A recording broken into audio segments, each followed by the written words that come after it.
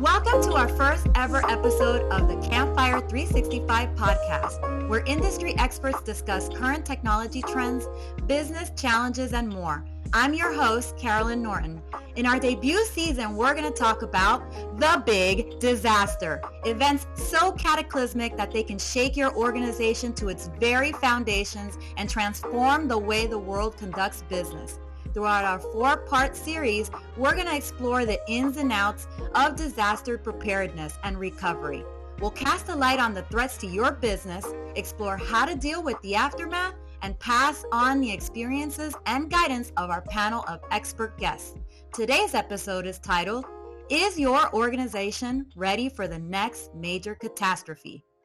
And I'd like to introduce our panel of guests today. Amy? Hi, this is Amy McKay, and I am the Director of Client Sales. So I've been working with our Dynamics clients, or with Dynamics clients, for about 25 years. Hello, my name is Daryl Mall. I'm the Principal Cloud Architect here at Velosio. I've been with the organization for 15 years, been in IT for over 20, and really enjoy educating people and talking about technology and what they need to do to keep their businesses running. Thanks, Daryl. This is Jason Weethorn. I am responsible for the CRM practice here at Velosio and then been in the Microsoft ecosystem for about 25 years. My name is Rich Fowler. I am part of the Stratos Cloud Alliance here, and I work with our over 400 partners to help them help their clients. Thank you, everyone. As I've said in our intro, today's topic is the big disaster. There are many threats in today's world, from ransomware attacks, war, recessions, Mother Nature, and even our own employees. Organizations have a hard time keeping up with the day-to-day threats. But why is that even happening to begin with? Are organizations simply unprepared, negligent, or do they just not know how to react when a big disaster impacts them?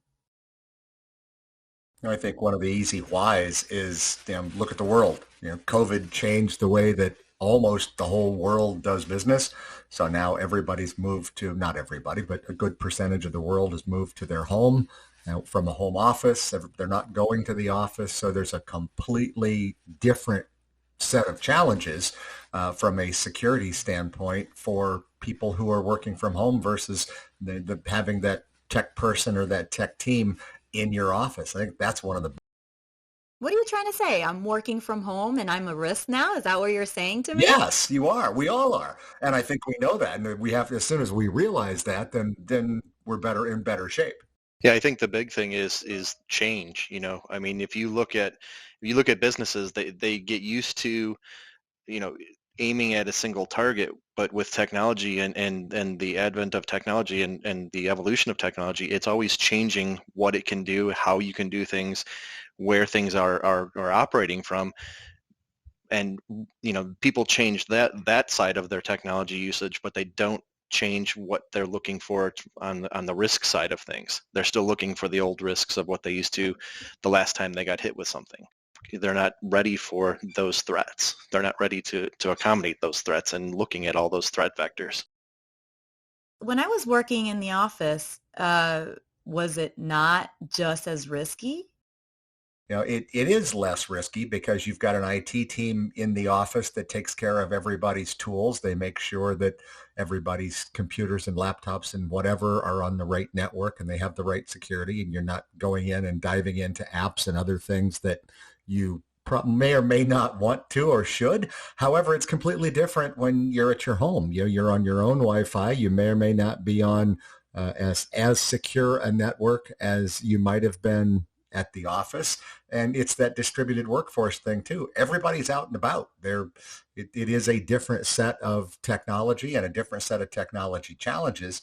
And I'm also going to say that this is not necessarily new. It's more prevalent, but we've had ransomware and hackers around for decades. But we're seeing probably 1 to 2 a week as far as ransomware come across our client base, where they've been hacked, they've got ransomware or something like that. And I'm seeing it mostly, Carolyn, on our clients that have on-premise servers. So I don't know if people have just kind of said, oh, it's our on-premise servers, so we're really not going to take a look at it as much. or we think it's more secure by being inside our four walls. Do you think that the on-premise aspect is a threat? Like if I'm a company and I'm used to having servers in a closet, that is in itself a threat today. I'm more at risk because I'm doing that. I don't know that you're necessarily more at risk as long as you're taking the appropriate steps. The thing that the migration to the cloud enables is really giving people and organizations more access to more tool sets at a more cost-effective price. You can certainly, bring all those technologies and everything down into your on-premise world, but you're going to pay for those, and you're going to pay for those at scale of you're doing the whole implementation yourself, where in the cloud, some of those skills are spread across hundreds, thousands, and of different customers, and they come at a more cost-effective price than doing it individually.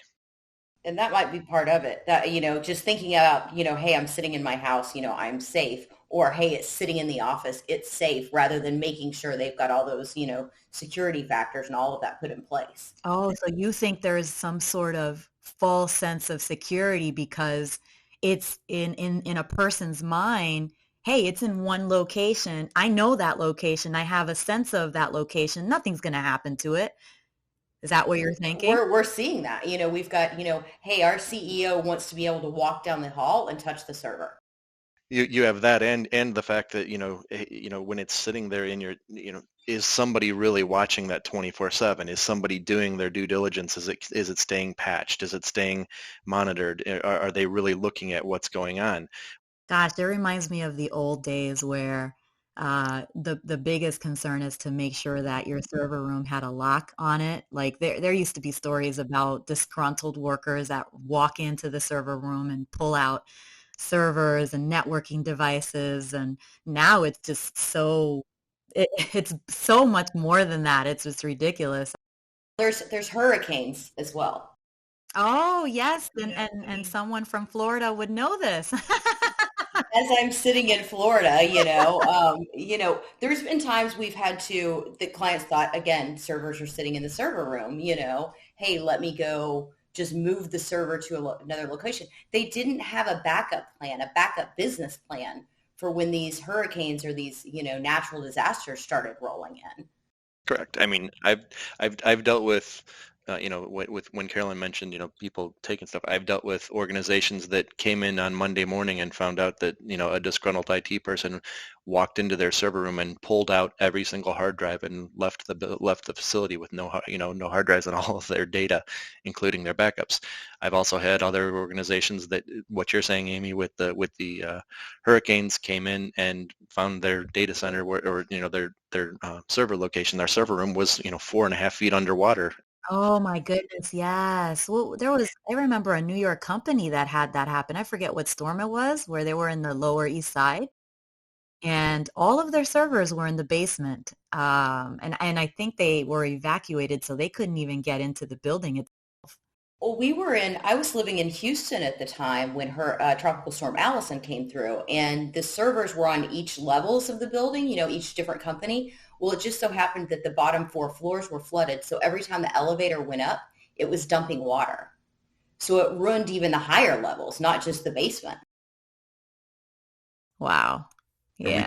We talk about security, and sometimes we have to think about both sides of security, the physical security of the building and the non-physical side of the software. I remember, and I won't mention the partner's name, but I worked with a partner and were in their offices multiple times where they had a larger warehouse type building, and their servers, and they're more secure. They were an IP company. They had chicken wire strung around basically a giant cage, and they had chicken wire strung through the ceiling and through the walls and things to boost the security of people getting in. Yet they're completely susceptible to somebody getting in through a back door electronically, and trying to get them to understand that. Sometimes people, you mentioned the CEO that wants to touch the server. I had somebody explain it to me once, that the difference between all of the security in Azure, and you can think about Fort Knox, versus the security that most folks have in their on-prem is the padlock that you use at your gym. There's a huge difference. I think the common thing that I've been seeing is really how almost human nature, we're seeing clients not prepared. We're seeing, and in some ways, almost stepping backwards, right? And so instead of trying to figure out and look at the people side of that too, right? How that kind of changes, what we need to do to, get the people to in a secure way do the work, right? Or, facilitate interacting with our customers. It kind of reminds and encourages everyone to take action and note, right, Jason? Well, and sometimes you get prodded into taking action. I shared a story. Yeah. What is it they say that the only reasons people do something is either for the heart or for the wallet. So they want to because they love it, or they have to because it's going to cost them money. And now you can put government regulation in there too, but we're not going to get into that.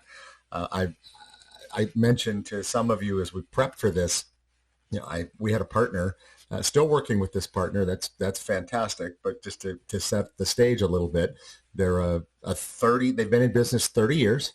They are both a CPA firm as well as a Microsoft and Dynamics shop. They got hit just before Christmas time with a ransomware attack. And these are people that advise other people on how to manage their businesses. They got hit with a ransomware attack. I don't need to go into the details of some of it, but the bottom line is they needed to come up with a little over $200,000 in order to get their 30 years of business data back. It wiped everything out. They spent Christmas break going through each of the consultants' emails and calendars, trying to recreate invoices that never got sent. They lost about a month's worth of billing. They lost incredible amounts of confidence from their customer base. It was painful. The good part about that, though, is that they came to us and they said, "Hey, now it's time that we eat our I don't like to eat your own dog food thing. We drink our own champagne and say, let's go to the cloud and let's see how we do this." And in less than 30 days, the team was able to help them get up in the cloud on a Dynamics platform. They had some backups in place for some data, but they lost money. They never did pay the ransomware, but they lost money and they lost business credibility. And that was probably more valuable to them than money. Boy, I would have been very unhappy as an employee having to work over the holidays to boot. Well, what I've seen also is people might have a disaster plan as far as IT goes, but also where we've helped, and a lot of our clients is coming up with that business continuity plan. Is how are they going to actually continue business during, if they do have, something happen, whether it's, a natural disaster, whether it's a ransomware, anything like that. They don't have the business continuity plan in place either. Which leads to another question. So we talked about natural disasters. Mother Nature is who she is. But what about what else is going on in the world? Why isn't that radar going up and telling them, hey, maybe I need to think about how to protect my business, not just let things happen? Depending upon where you're at, it's amazing how fast these kind of events are coming up, and it's still catching people off guard. I think, you got these disasters happening, but within those, all these distractions, right? And I think businesses are just finding hard to keep up with it. And as Amy pointed out, that continuity plan, right? There was another consulting company that, based out of, Ukraine. And I mean, their business severely affected, right? Because, all the men were being asked to, go to war. How do you come out of that, right? I mean, those are, to different degrees, pretty difficult. But having that plan in place, having an ecosystem, a community around you to support you as well, I think is something that businesses are also trying to figure out that, man, if I have that, that could also really help me too. I'll take that a step further, and you've got to have the ecosystem, but part of that ecosystem, and I see this as we work with partners, there are various types of partners out there, some big, some small, some great, some not great. We get that. But they're doing their thing in the business and they're not working on the business. And then when a curveball comes, they can't hit it. It's just it comes in too hot and too hard. They can't hit the curveball. It's those partners that are looking for the curveball and have leadership out there saying, yes, we're working on the business and we're anticipating the curveballs. So when they do come, we can hit them and not be knocked out of business by something like a COVID or a war or whatever the next curveball is. Right, some sort of safety net that they've taken some thought and precautions as much as one can, right? No one's ever going to be 100% prepared, but having something in place or having those thoughts and thought leaders spending time on that aspect is definitely going to help if it happens, when it happens. So every employee is being affected by this as well. So it's keeping a pulse on, your team members that are working beside you as, employees of the company, because we've got all these disasters that affect businesses, but all of these are rolling down into personal lives of our team members. So it's, inflation, do I have an employee that's worried about, daycare, where the next meal's coming from, I'm trying to pay attention to that as well as, what's going on in the business, trying to make things better, making sure we're secure, but then also making sure that the team members are okay and living through all of these. The team members that have, family members in other countries, that are hit by high gas prices, that kind of stuff. So I think it goes to business, but it also goes to people. That's a valid point. And I love when Jason mentioned distractions. That word really resonated with me because all too often we hear these stories and I mean, it's such a prevalent issue. We know it's going on. Other organizations have heard it from others. We've seen headlines out there. And I know one question that always comes across my mind is, why isn't every organization taking a moment or two to make sure that they're set up for success, right? And I think it is that. There's so many distractions going on, more so now than ever. You make a valid point, Amy. There's a lot of stuff going on in our personal lives as employees, as human beings. You have organizations that are trying to, survive, keep up, ebb and flow with all these different things that are happening in the world today and in their business sector.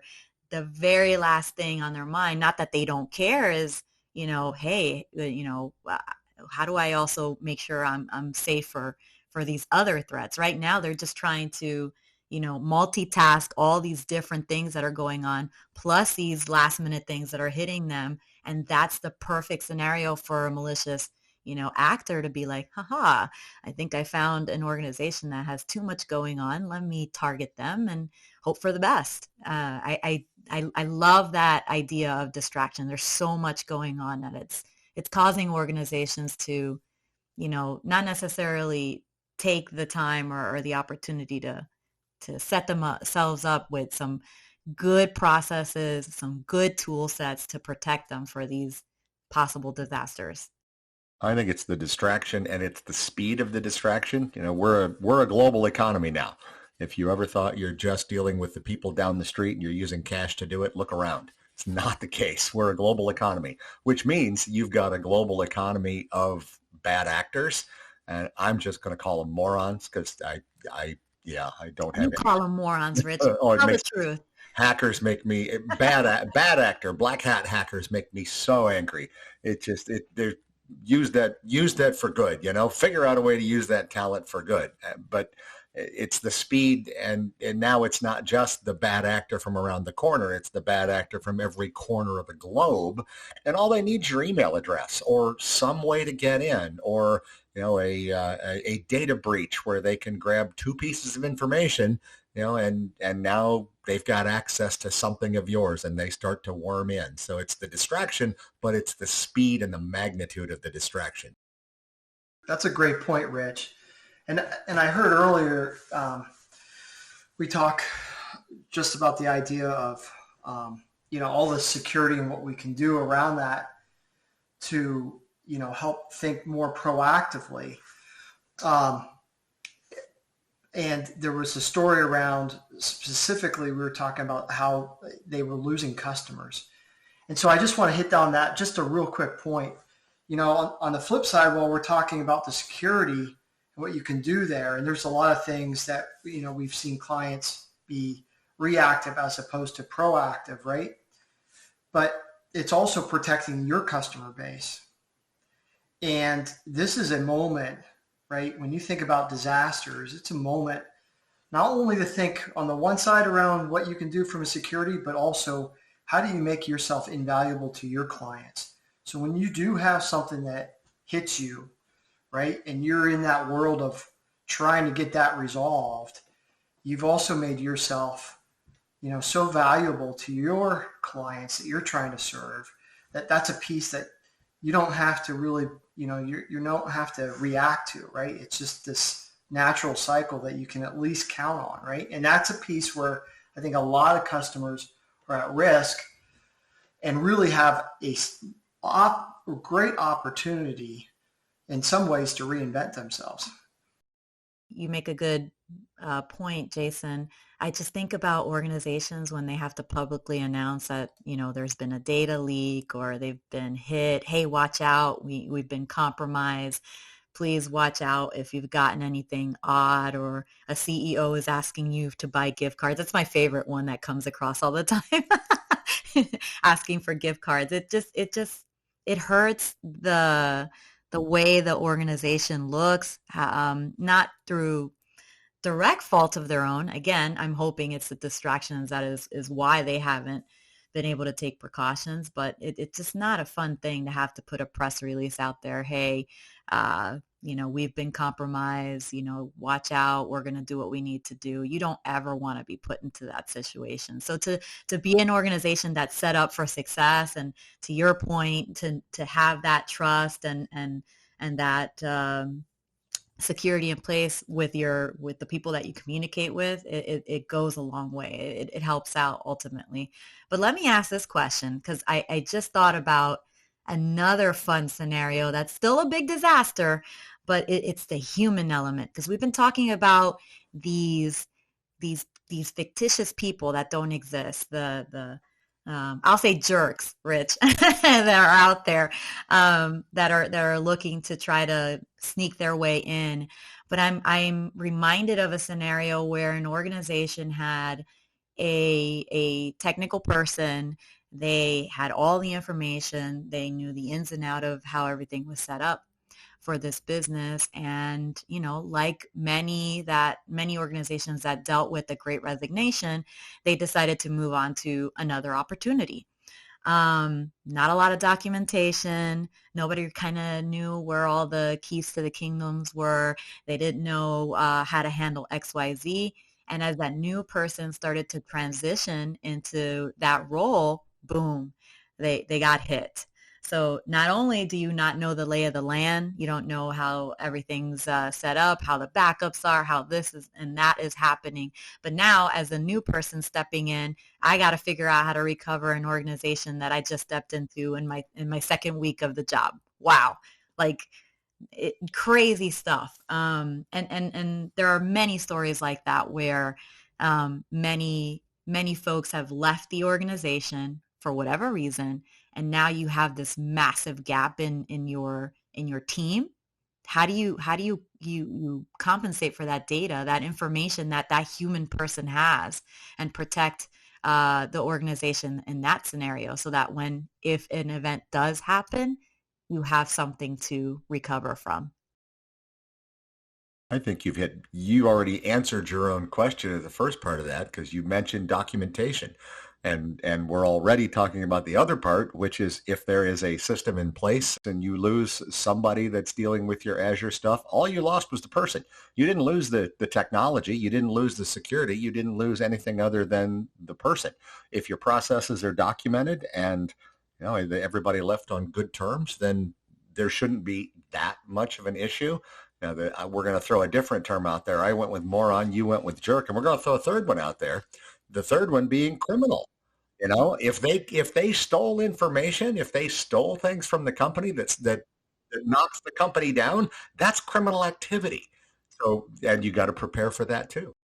Yes, that's a big one. That's a big one. You're again, these are, I'm going to err on the side of trust. These are human beings that we're entrusting to handle their role, but in that trust, there's levels of security and access that each individual has. So yes, there might be even as simple as an address book of names and accounts, vendors, is important. Data, any kind of data is useful, especially for I'll still stick with jerks, but criminals are good too, where they can take that information and dissect it and do whatever they want with it. So that's a good point, Rich. There is also a risk and a concern on how do you protect that data, every piece of data that's in the organization.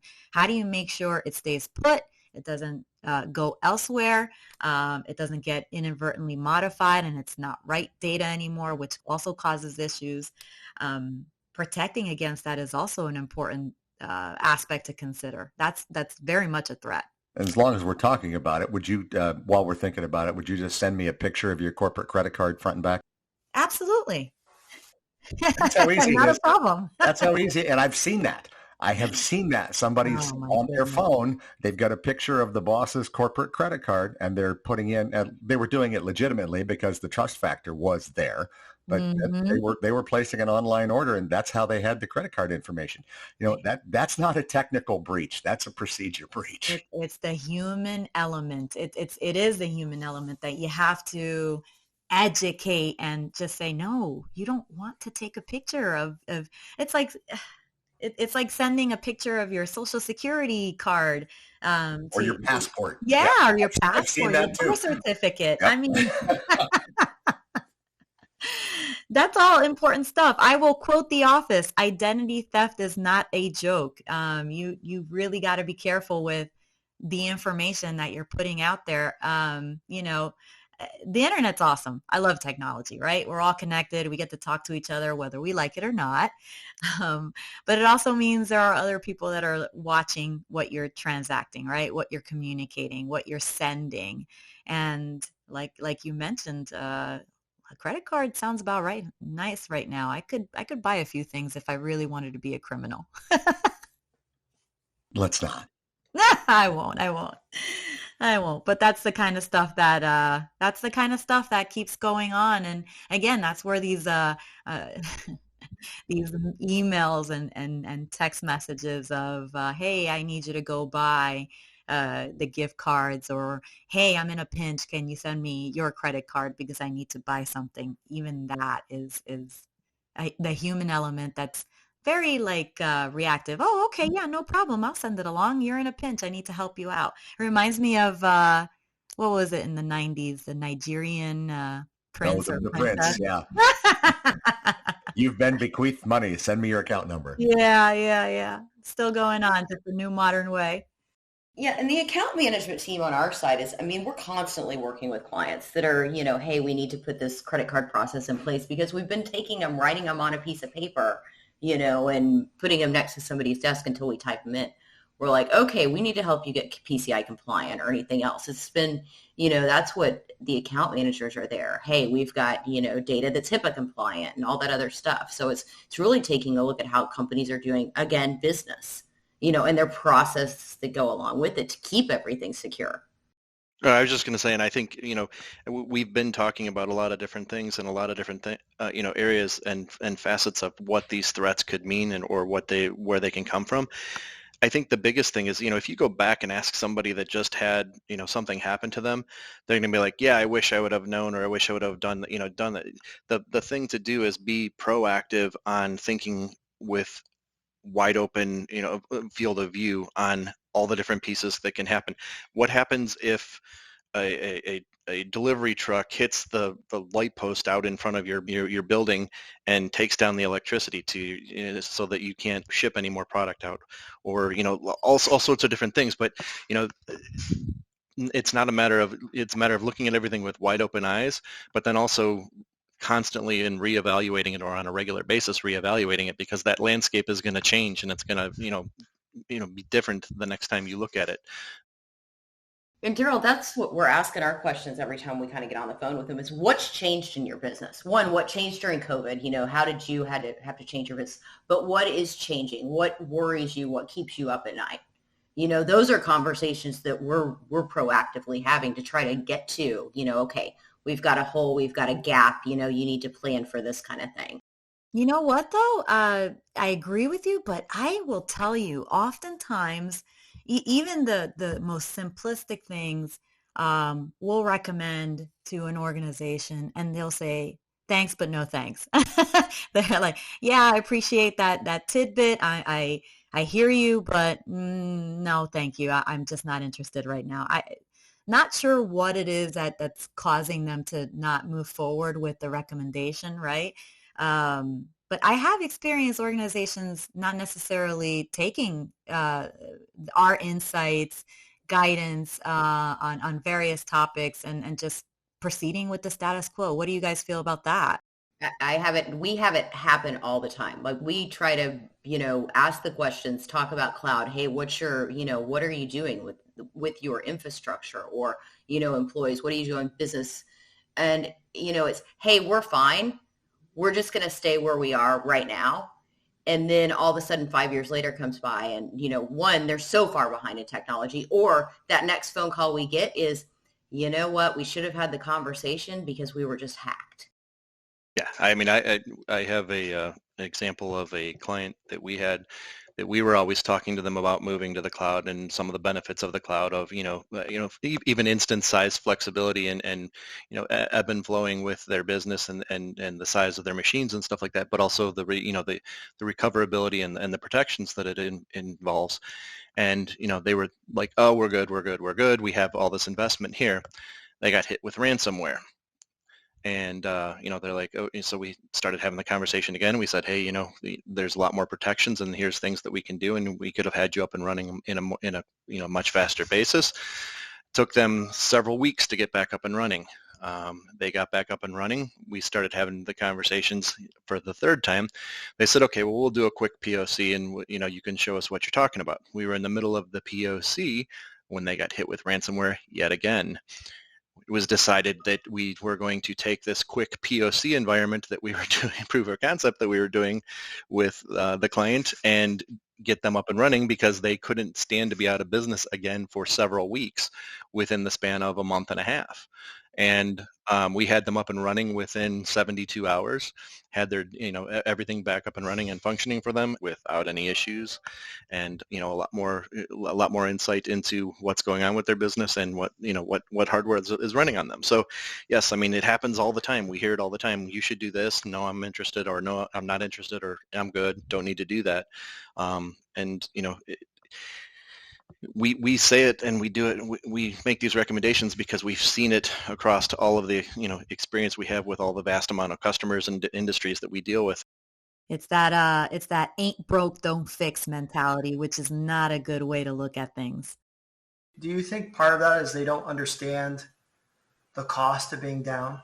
It's funny because you talk to people that have been there, done that, and lived through it, and they place the appropriate value on what this does to, how long are we down for, the impact it has, what it takes to recover from that, the image in their client's eyes, their reputation, it has a problem after that.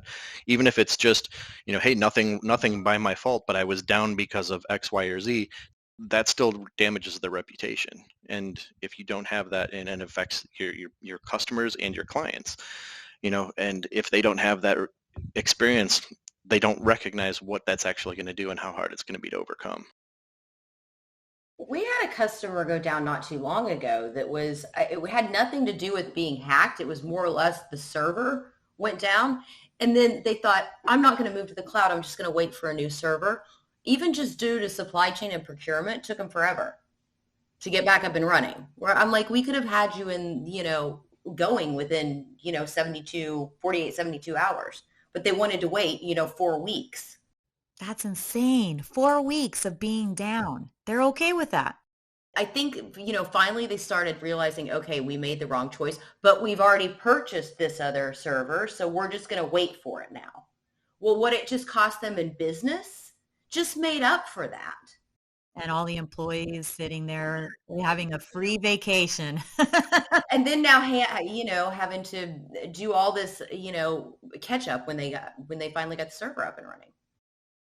One of the things that I was going to bring out is you say that you're having your team proactively ask these questions. I think that's something that the partners need to do a little more of, because I talk about difference in partners. The partners that are out there asking those proactive questions and being the thought leaders and providing Daryl mentioned the hundreds of customers and experiences where we've seen this kind of thing. That's invaluable. And the old saying of you can never live long enough to learn everything by your own experience, but you're better off to learn it by somebody else's experience. That kind of stuff coming from the partner to the customer can make that partner head and shoulders above the rest of the world. And I also think that we fall down and partners fall down in a couple of places, one being tooting our own horn. Because Carolyn mentioned press release and having to put out a press release that says, we got hacked, or even worse, having to put out a press release to your customer base that says, one of our customers was the victim of XYZ, whatever. That's a terrible place to be. But the flip side of that, what if we were able to say in a press release and push it through our marketing team and shout it from the rooftops, customers who've taken our advice, have not had a negative instance, whatever this is, have not had a hack or have not had something since, 1976 or whatever 5 years, do the whole safety thing from the factory, 5 years without an accident. Oh yeah, I love that. 5 years without a breach of our customers who've taken our advice, because you can't fix stupid. I mean, there are going to be people who, whether it's arrogance or laziness or fear, there's the fear factor of the IT guy says, no, I don't want to talk to you about Azure because he's afraid he's going to lose his job. Doesn't understand that he's not going to lose his job. His job's going to get even busier, but he's going to be doing more important things. But again, it's working in the business, not on the business. One of those things is causing them, but think of the power that press release could have. Customers that take our advice haven't been hosed. That carries volumes. You know what? Something that also I was thinking about is how do organizations deal with legacy applications, right? Hey, I had a local mom and pop shop write something up for us. It was great for us when we were small. We're growing, but that person and that group doesn't exist anymore. That to me is also a threat, right? A lot of organizations love to hang on to. I haven't seen anyone hold on to their phone, and please do not send me pictures of an old Motorola. I haven't seen anyone in our current state keep a phone longer than maybe 3 years max. And maybe I'm being generous there. Why do organizations keep these old, antiquated applications when they see the benefits in their daily lives with technology, especially, again, using a cell phone? Every time there's a new version of an iPhone or a Galaxy, everyone runs to get some version of that. Why aren't they doing that with their applications? Don't they realize that that application is old and may need a revamp? What's going on there? We see this every single day when we are working with our clients, that they've got somebody wrote this, or, hey, my brother-in-law wrote this application and it really works well back in an old Access database, and we're just going to keep it here for a while. I'm like, well, what happens when something, when this program just goes to kaput and you can't access anything in there anymore? So we come across that every single day, and those are the questions that we're asking. What's changed in the business? How are you doing business today? How are you going to keep up with technology?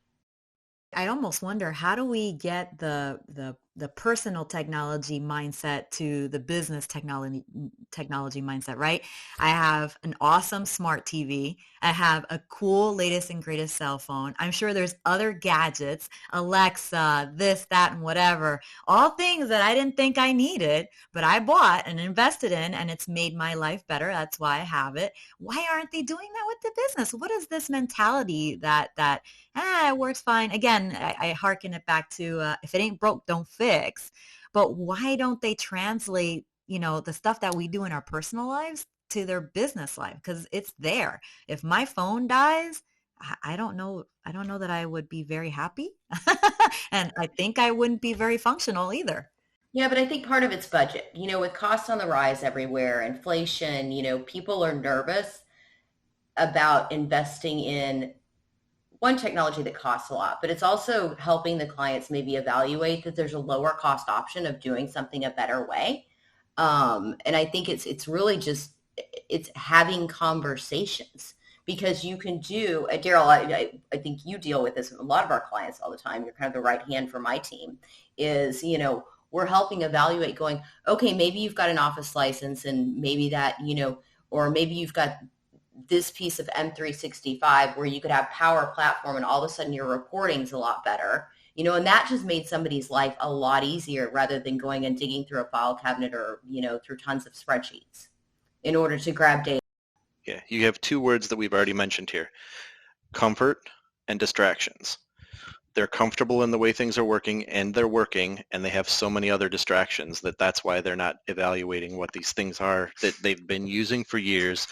Think of the large, I'm always amazed at some of the size of huge organizations that run their huge key components of their business on Excel on multiple Excel spreadsheets and interacting between them and different things like that.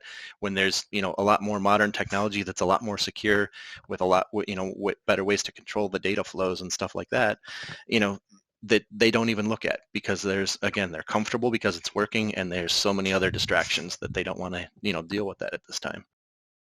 I go back to the three that we've mentioned earlier. It's their wallet, their heart, or their attorney. If one of those three things doesn't kick them, they're not moving.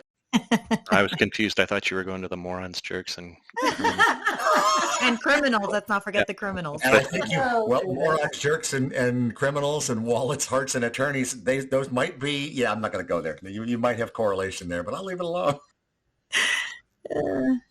So we got comfort, we got distractions, we got a wide array of morons, jerks, and criminals.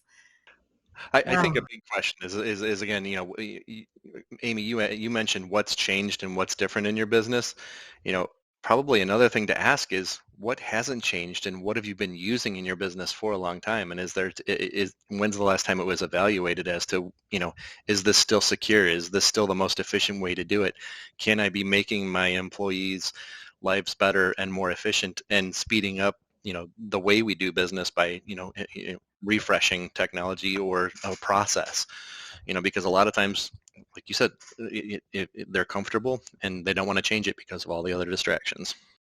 So let's talk about the smart people, organizations that have listened. Maybe they have gone through the event. Maybe they've listened to our podcast, and they've taken steps to secure their organization. How have organizations taken steps to secure themselves? Organizations have taken looks at all of the different ways that their business can be affected, both from a technological standpoint and completely taking out technology. But, from the technology standpoint, they've evaluated and said, hey, our data used to be on a single server that was in our office building, that was locked in our office building in our facility. Now our employees are accessing data from home. They're accessing it from hotels, wherever they're at, all over the place. There aren't any walls anymore. They've pushed out the data, and now they're starting to realize, hey, that makes it more, or less secure and more ripe for picking from the bad actors. Well, and by them doing that, and I'll say our organization's awesome at this. By them taking all those precautions and putting all these systems and all the security in place, it allows their team members where, we have a lot of people that have gone to a fully virtual workforce, just like us, whereas team members are happy. I find that, team members are just, if not more productive when working from home. And then that creates happier employees, which it creates retention, which creates that, that person that knows everything is going to be there. But also then you can go hire the best of the best all throughout the country when you've done this, and not just have everybody going into a brick and mortar office. So I think it also just goes down into the employees. and the team. And then the technology is all wrapped around that. And I'll put a personal point on that. We're working with a customer, and they were the folks you were just talking about. They were, if I remember correctly, they were on multiple spreadsheets for everything from procure. Actually, I do remember this. They had 12 different systems, all on-prem, completely insecure, and it was costing. I mean, one of the reasons that they came looking for help was the fact that the accounting person was threatening to quit because she was working 50 and 60 hours a week trying to tie all the information together and put it where it needed to be and blah, blah, blah. So we got through the process. We got them up on what they needed to be on.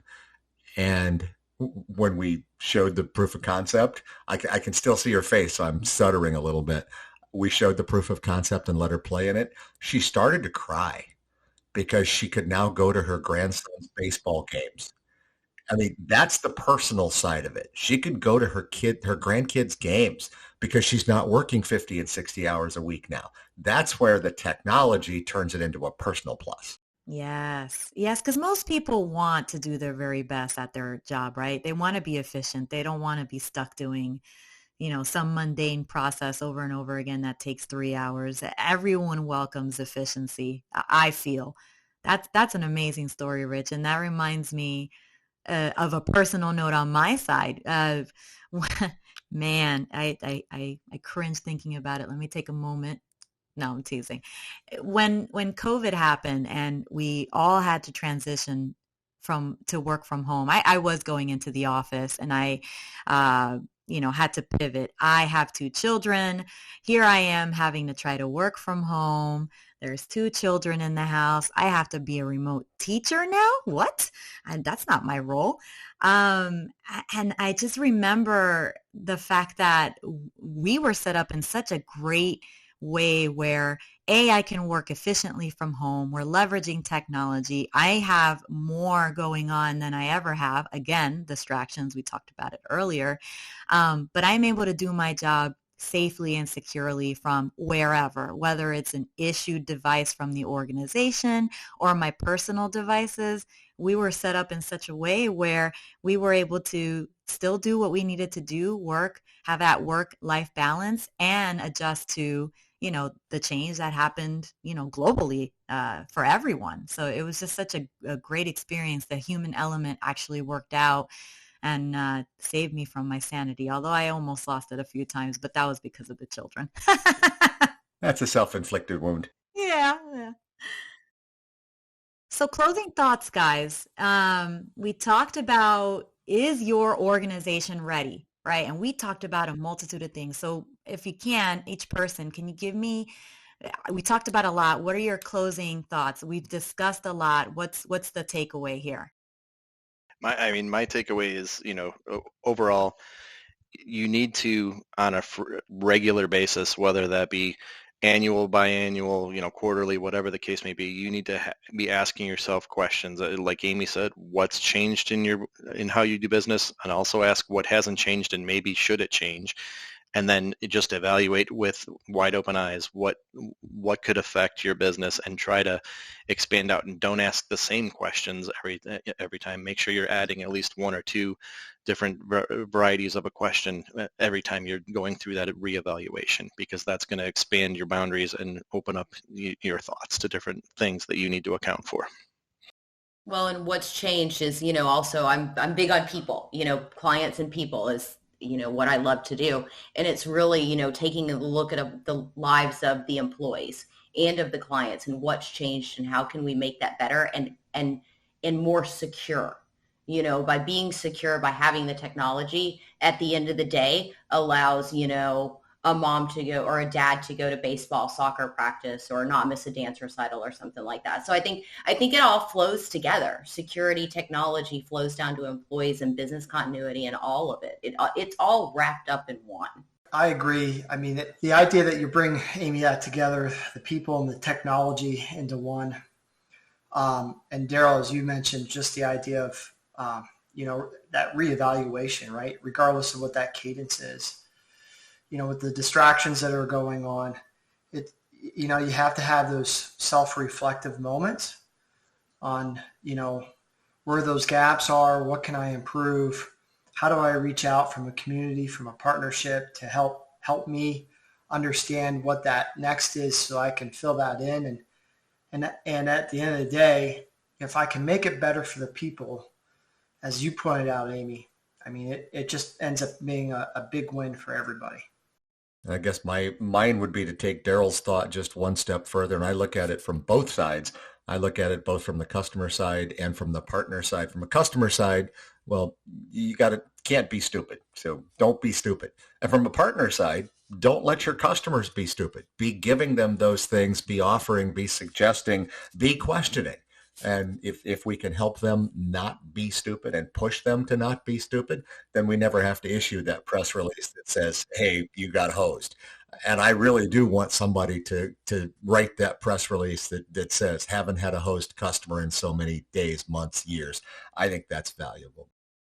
That's amazing. In my takeaway is it is the human element. I liken this to going to the gym and eating healthy. We all know we're supposed to do it as human beings. We're supposed to have our veggies. We need to work out.